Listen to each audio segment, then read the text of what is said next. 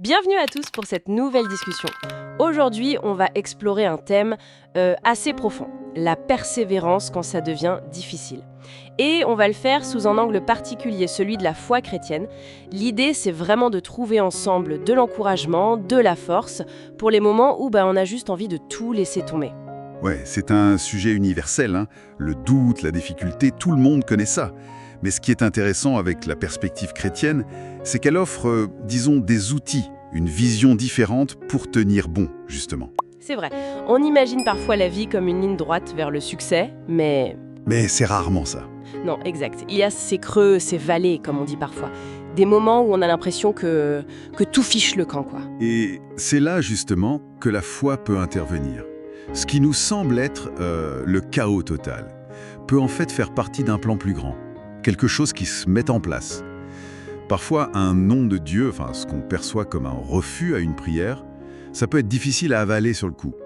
Oui. Mais avec le recul, on peut y voir une forme de protection, une redirection. L'important, c'est d'essayer de faire confiance, même quand on ne comprend pas tout. Donc la façon dont on regarde la situation, notre perspective, c'est crucial. Si on se fixe sur l'obstacle, le fameux géant que David a affronté ou la tempête qui faisait paniquer les disciples. Exactement, pendant que Jésus dormait tranquillement dans la barque, confiant. Oui.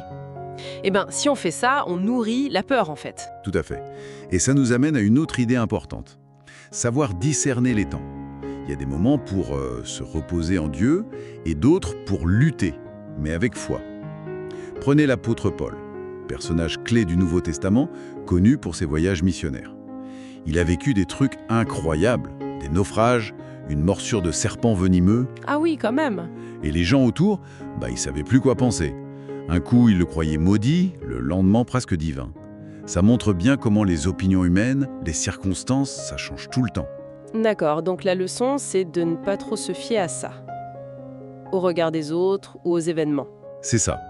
Il faut chercher à rester ancré en Dieu, qui lui est constant. C'est un peu ça, marcher par la foi et non par la vue. On se fie à ce qu'on croit, aux promesses, plutôt qu'à ce qu'on voit juste là, devant nous. C'est intéressant. Est-ce que ça veut dire que les difficultés sont nécessaires pour forger cette foi ? Je pense à David, le roi David. Son grand moment de faiblesse, c'est quand il reste tranquille au palais au lieu d'aller au combat, non ? C'est une très bonne remarque.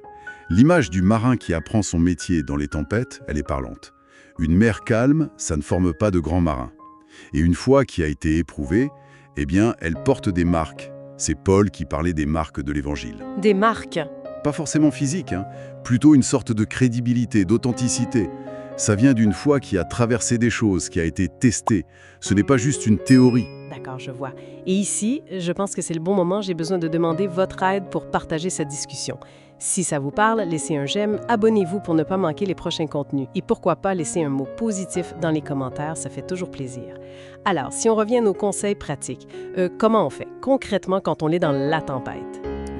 Une idée forte, toujours inspirée par Paul, c'est que même si notre corps, nos circonstances, l'extérieur s'usent, notre intérieur, notre esprit, peut se renouveler jour après jour.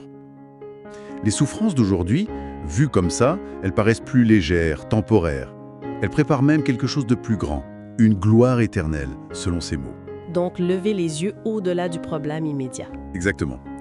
Fixer son regard sur l'invisible, sur l'éternel. Et ça demande de la patience. Le plan de Dieu, ça prend du temps. Pensez à Jésus. Il a commencé comme un bébé. Il a dû apprendre, grandir. Les interventions divines qui nous semblent soudaines, elles sont souvent le résultat d'une longue préparation qu'on ne voyait pas. C'est vrai. Donc une clé, c'est de demeurer. Rester là où on sent que Dieu nous a placés, même si c'est inconfortable. Parfois, ce n'est pas juste la difficulté elle-même. C'est un sentiment d'être illégitime. Comme une voix qui dit « tu n'as rien à faire ici, tu n'es pas capable ». Une sorte d'esprit d'intimidation, quoi. Ah oui, ça existe. Et la Bible donne des exemples forts pour contrer ça. Pensez à Daniel à Babylone. Exilé, dans un milieu hostile à sa foi, mais il est resté influent. Ou Joseph en Égypte, vendu par ses frères, esclave, puis prisonnier, mais il a persévéré jusqu'à devenir gouverneur. Waouh! Et Paul lui-même, face aux autorités romaines. Leur force venait d'une conviction, c'est Dieu qui m'a mis là. Dieu m'a placé ici. C'est puissant comme réponse. Très puissant.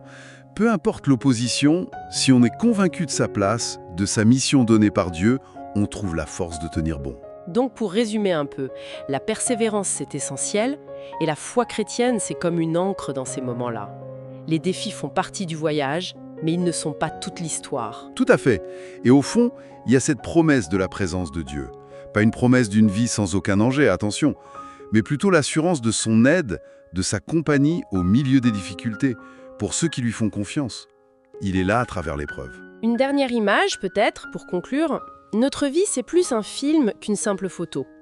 Un moment difficile, c'est une scène, pas la fin du film. Ne mettons pas un point final là où l'auteur de l'histoire est peut-être encore en train d'écrire les plus belles pages. Alors l'invitation, c'est de continuer, d'avancer, pas après pas, avec foi.